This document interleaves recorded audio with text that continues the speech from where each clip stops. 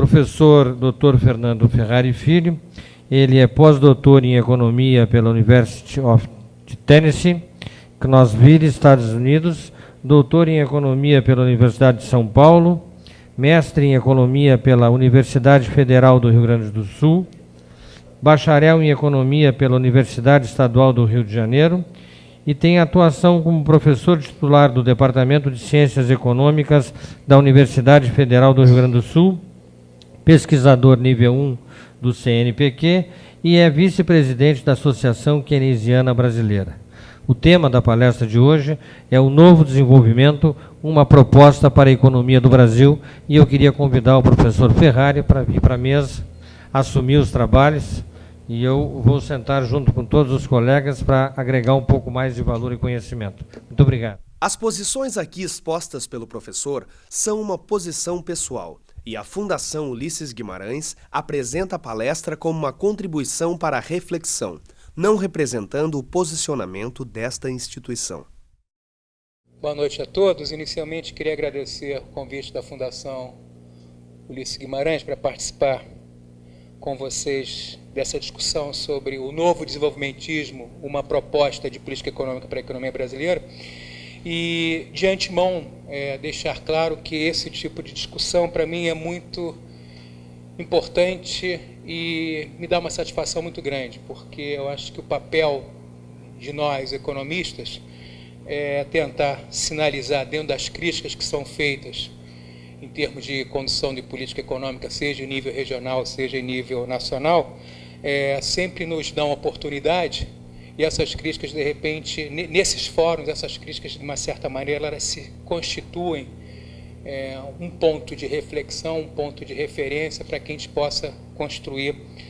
algo mais consistente, além meramente de críticas. Então, o que eu pretendo fazer aqui, dentro do que o Eduardo havia me solicitado,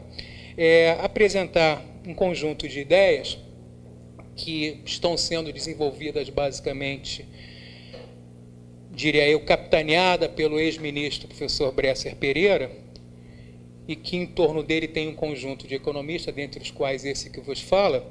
que é, em última instância, uma proposição de repensar o desenvolvimentismo no Brasil, ou seja, um projeto de desenvolvimento para o Brasil a partir do velho desenvolvimentismo dos anos 30 e dos anos 40. E, mais ainda, a partir dessa forma de repensar o desenvolvimentismo no Brasil, como um projeto político, econômico, social,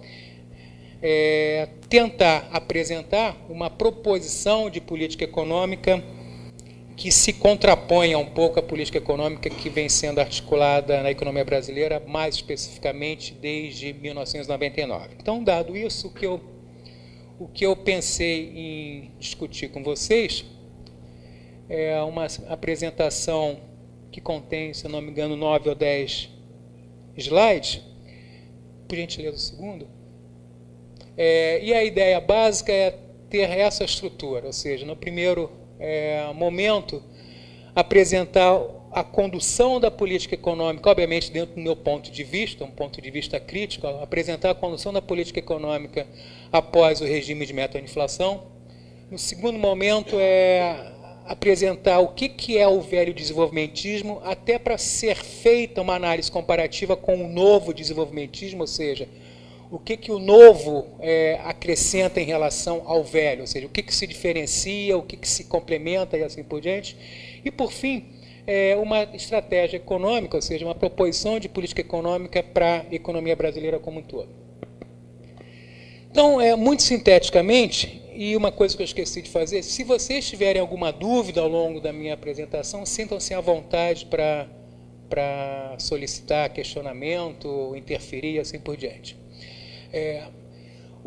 A condição da política econômica pós-regimento da inflação, ou seja, pós especificamente junho de 99, ela está alicerçada no que a gente chama de tripé de política econômica. Por um lado, você tem o regime de meta de inflação, isto é, o Banco Central tenta calibrar a taxa de juros de acordo com as expectativas do mercado para fazer com que a taxa de inflação convija para o alvo da sua meta. Atualmente, o alvo da meta é 4,5% e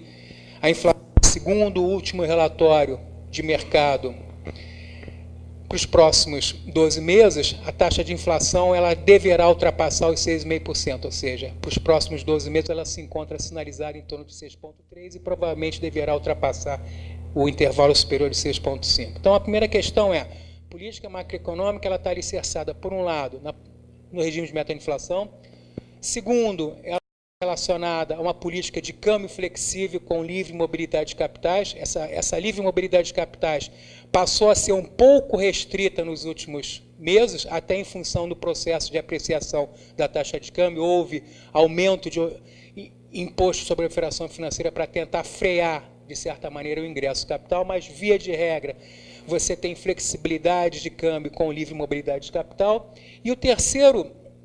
a terceira âncora desse tripé, ou terceiro alicerce desse tripé, melhor dizendo, é o regime de meta de superávit fiscal, ou seja, o governo persegue uma relação superávit primário em relação ao PIB que seja, no passado chegou a ser 4,25, depois caiu para 3,75, a meta esse ano, se eu não me engano, é de 2,8, algo nesse sentido. Então, dado esse conjunto de políticas de natureza fiscal, monetária e cambial, a gente pode concluir que a finalidade específica desse tripé é basicamente uma só, ou seja, é você centrar as atenções naquilo que é assegurar fundamentos para que você tenha uma estabilidade do nível de preço. Ou, dito de outra forma, esse tripé de política econômica, mais uma vez, no meu ponto de vista, ele não tem outra finalidade a não ser preocupar-se única e exclusivamente com o controle do processo inflacionário. Ou seja, que controle do processo inflacionário é esse? Fazer com que a taxa de inflação ela gire, fique em torno do seu alvo, que atualmente é 4,5%. Quais são os resultados dessa política econômica ao longo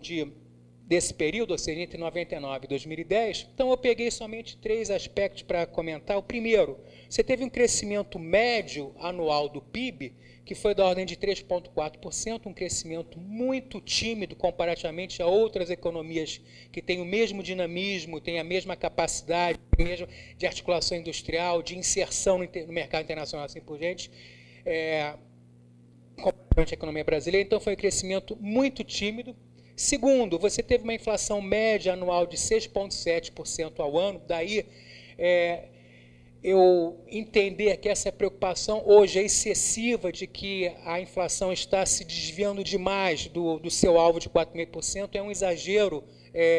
sem maiores fundamentos, ou seja, a inflação média ao longo desse período anual foi de 6,7%. E a terceira questão é que, ao longo desse período, você teve uma volatilidade externa muito grande, ou seja, a hora você teve situações de solvência externa, a hora você teve situações de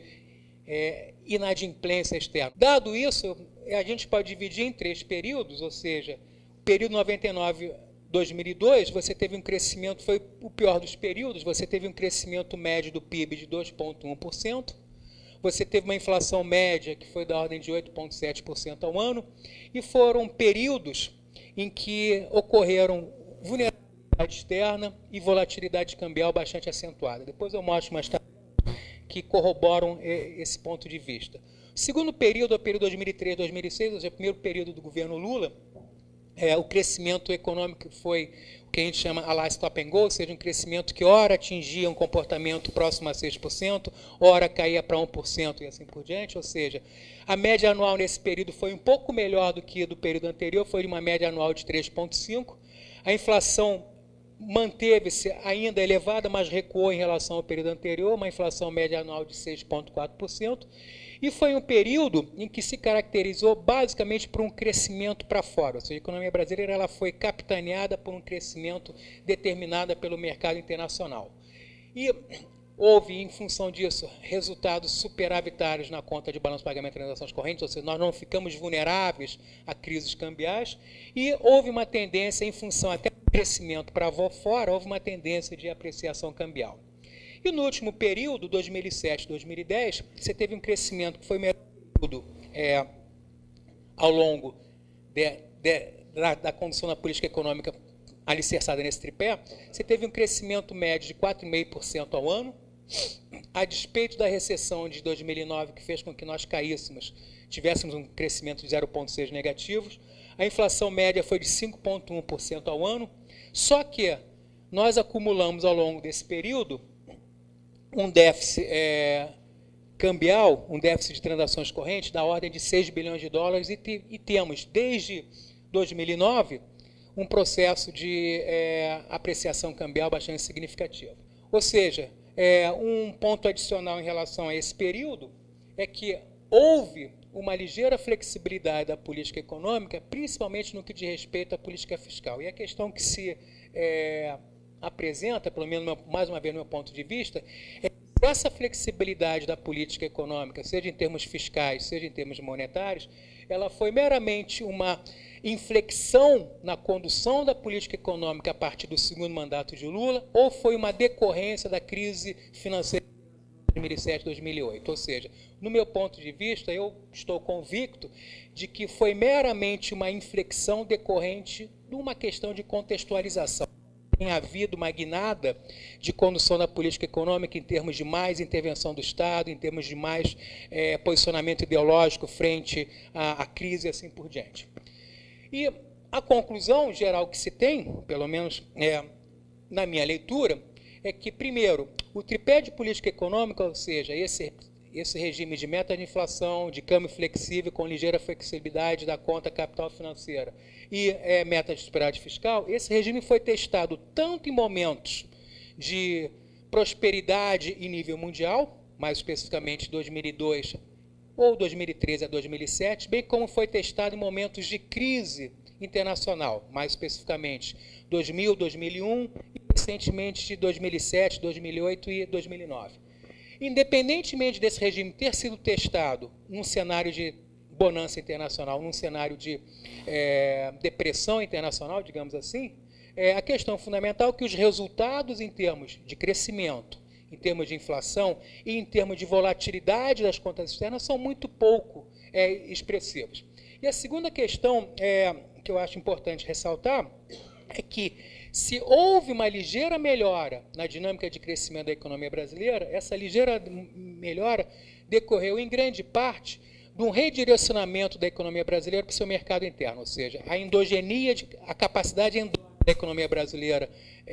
ser reproduzida, ser dinamizada, é que fez com que nós tivéssemos, ao longo dos últimos anos, uma ligeira melhora em termos de comportamento de crescimento.